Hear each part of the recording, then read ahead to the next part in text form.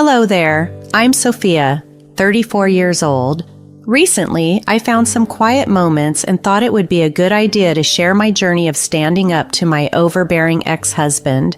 Let's dive into the story of my ex, Charles. Our paths crossed shortly after my college graduation at a party hosted by a mutual friend. Instantly, we clicked and started dating. After 4 blissful years, we felt certain about our bond and got married. My relationship with Charles was always a source of comfort. He was attentive and always prioritized my happiness, which made me overlook the financial dynamics in our marriage. Despite Charles working a regular job, his income was less than mine. Moreover, he ambitiously bought a house, leading to a hefty mortgage and additional bills. Wanting to support him, I willingly took on our financial burdens. Our married life took a significant turn when I became pregnant about a year in. Though unexpected, we welcomed the news and 8 months later were blessed with our daughter, Julie. However, Charles's demeanor shifted drastically after Julie's arrival. He insisted I quit my job to focus on Julie, a suggestion I reluctantly accepted for the sake of our daughter's early years. Despite the initial joy of bonding with Julie, Charles's expectations at home became unreasonable. He demanded a spotless house and timely meals, disregarding the immense effort of caring for a newborn. My attempts to meet these demands amidst exhaustion often fell short, triggering Charles's temper. At first, I defended my role as a parent, emphasizing the workload it entailed, especially as Charles never participated in caring for Julie, leaving me to manage nighttime feedings alone while he rested. This is the tale of how I navigated through these challenges, reclaiming my voice and space against Charles's unreasonable demands. After enduring Charles's outbursts for over a year since Julie's arrival, I reached a point where I knew I had to make a change. During that first year, we faced a lot of financial strain, but thankfully, I had savings to lean on. However, dipping into my savings wasn't a long-term solution, and I felt the pressing need to contribute more actively to our financial stability. One evening, after Charles came home from a particularly long day, I decided it was time to have a crucial conversation. I gently initiated the talk. "I've been doing some thinking, and there's something important I need to discuss with you. Can we talk?" Charles, weary from work, agreed but asked me to keep it brief. I shared my thoughts on returning to work, emphasizing how it's been a year since we welcomed Julie, and it felt right to start contributing financially again. To my surprise, Charles took my suggestion poorly, asserting that it wasn't my place to make such decisions independently. He worried about how my returning to work might reflect on him, fearing it would signal to others that he was unable to provide for us. I couldn't understand why he was so concerned about others' perceptions of our family's well-being. Why does it matter what others think? Shouldn't we focus on what's best for us and ensuring Julie has everything she needs? I argued. Charles suggested we wait longer before I considered going back to work, claiming he was thinking of our best interests, but clearly it was more about his ego and the image he wanted to project. Frustrated, I stood my ground, asserting my right to make decisions about my career and our family's future. I highlighted that I, too, had opinions and desires that mattered. The discussion escalated when Charles hinted at leaving if things didn't go his way, accusing me of not caring about his feelings. I was taken aback. Was he threatening to leave over this? It was clear this wasn't just about me going back to work. It was about his inability to see beyond his ego and truly consider what was best for our family. This confrontation marked a turning point in our relationship, one where I realized the importance of asserting my independence and prioritizing our family's needs over outdated notions of pride. I realized I needed to take drastic steps. If Charles thought threatening me was the only way to get my attention, I had to make it clear that I cared deeply about his feelings. However, I couldn't comprehend why his emotions always took precedence. "When you start valuing my feelings, I'll reciprocate," I told him. His reaction was extreme, leaving me utterly shocked. After our heated exchange, Charles simply walked away, leaving me alone with my thoughts. He acted as if the conversation never happened, resuming his normal demeanor. In the days that followed, I was seething with anger. Yet it dawned on me that Charles was hardly around. He was oblivious to my daily life and showed no interest in what I did. That's when I decided to restart an old hobby of mine, embroidery, turning it into a small side business. Charles occasionally noticed me embroidering but never inquired further. Gradually, my resentment towards him lessened, but the realization that our marriage was crumbling was undeniable. I was determined not to let Julie experience the aftermath of a divorce as I did, so I persevered. Over the next 4 years, Charles's involvement with Julie slightly improved, although it was minimal. He would ask about her rather than directly engage, which was frustrating, but it was an improvement from complete neglect. Financially, we were better off, though Charles never questioned the source of the extra income, which irked me. How could he not wonder where the money was coming from? Regardless, I saved most of what I earned and used the rest for our expenses. I was prepared to continue this way until Julie was 19, but everything changed one evening when Charles came home late from work. As usual, I asked him about his day and mentioned Julie, suggesting he spend more time with her to make up for his absence. His response was disheartening. He claimed he couldn't make it because of a significant project at work. This pattern of excuses and disengagement highlighted the ongoing issues in our relationship and the need for a serious reevaluation of our future together. To motivate his colleagues to complete a project, Charles suggested hosting a dinner at our home as a reward. Curious, I asked if the event would include just his colleagues or their families too. He mentioned it would be an adults-only gathering, inviting just their wives. Concerned about Julie, our daughter, I wondered if we should arrange a babysitter. Charles, however, felt it unnecessary, suggesting we simply put Julie to bed early. When I queried about dressing up for the occasion, Charles's immediate and emphatic no took me by surprise. He explained he wanted a casual dinner to avoid seeming pretentious. Accepting his rationale, I moved on to discuss the dinner preparations, agreeing to pick up ingredients after work the following day. As the dinner approached, I was a bundle of nerves, striving to present our marriage in the best light. To my astonishment, every guest, including Charles, arrived in elegant attire. Charles's earlier advice against dressing up felt like a deliberate oversight, leaving me underdressed and slightly embarrassed.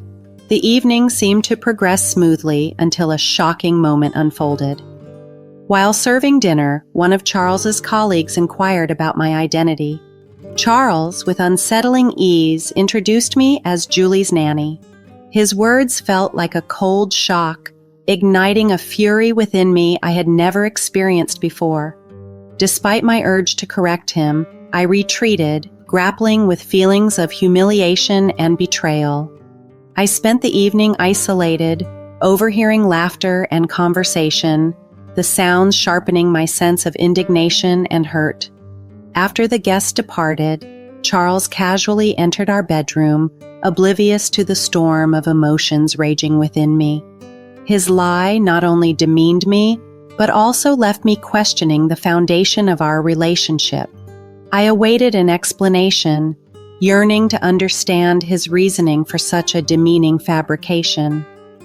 I waited for Charles to bring up his earlier comment, but he went about his usual evening routine as if nothing had happened. It wasn't until he was comfortably in bed that he finally noticed my silence and asked if I was upset with him. His obliviousness to the situation was astounding. "Are you really asking me that after what you said tonight?" I challenged. He seemed genuinely puzzled, wondering aloud what he could have possibly said to upset me. When I confronted him about referring to me as Julie's nanny, his response was dismissive, claiming I should understand why he did it. But I didn't. and I demanded an explanation. Charles's justification was shocking. He found it embarrassing to admit I was a stay-at-home mom, fearing it made us look dependent and outdated, especially since the wives of his colleagues were all employed. He argued that my staying at home made us seem less progressive in the eyes of his friends, who respected their own partners' independence and careers. I was flabbergasted. How could my contribution to our family be seen as a sign of weakness or dependency? I reminded him that I manage everything at home by myself, questioning how that could possibly be seen as being dependent on him. Yet Charles insisted that my not earning an income was a source of embarrassment for him, a sentiment that struck me as deeply unfair and contradictory. After all, it had been his idea for me to stay home in the first place. The conversation spiraled into an argument about values and appearances, with Charles asking me to just play along with his narrative for the sake of his reputation. His dismissal of my feelings and his request for me to endorse his lie was the last straw. Frustrated and hurt, I declared that I would indeed play along, but warned him of the potential regret he might feel for making such a request. With that, I took an extra pillow and sought refuge in Julie's room, distancing myself from the situation to find some peace away from Charles's disheartening view of our family dynamic. That night, tears were my only solace as I grappled with the hurt Charles had inflicted. His words echoed, deepening the wound to my self-esteem. It was a moment of stark realization. I couldn't allow this cycle of disrespect to continue, not just for my sake, but for Julie's too. I didn't want her to grow up thinking such treatment was acceptable in any relationship. The following morning, after taking Julie to school, I found myself at a divorce lawyer's office, initiating the separation process. It felt surreal, yet there was a strange sense of relief thinking about a future free from Charles's demeaning attitude. I meticulously compiled all necessary financial documents, including records of my inheritances and investments. With everything laid out clearly, I awaited the divorce papers. Once they were ready, I devised a plan to confront Charles publicly. I arranged a meeting under the guise of a business discussion, inviting Charles and his colleagues, none of whom were aware of the true agenda. As the meeting began, Charles's confusion was evident. I addressed the gathering, intent on clarifying the falsehoods Charles had spread about me being merely a nanny. His attempts to dismiss the situation only fueled my resolve. Revealing a personal account he wasn't aware of, I shocked everyone, especially Charles, by displaying its substantial balance. This dramatic revelation served a dual purpose: to correct his deceitful narrative and to publicly denounce his shallow and disrespectful behavior towards me as his spouse. Charles's feeble attempts at justification fell on deaf ears. His admission of lying out of panic did little to salvage his dignity. I called him out, using his own words against him, highlighting the irony of his claim of my supposed financial dependency. The unfolding drama made it clear. By exposing Charles's hypocrisy, I not only reclaimed my dignity but also underscored the importance of respect and truth in our relationship. This public confrontation was a decisive step toward ending a marriage that had been marred by superficial judgments and disrespect. In that revealing moment, I laid bare the truth of our situation to everyone present. Charles had diminished my role to just a nanny to avoid facing the embarrassment of admitting that I, his wife, managed all our household responsibilities while he focused solely on his career. This arrangement made him comfortable, letting him boast about his financial contribution as if it were the only one that mattered.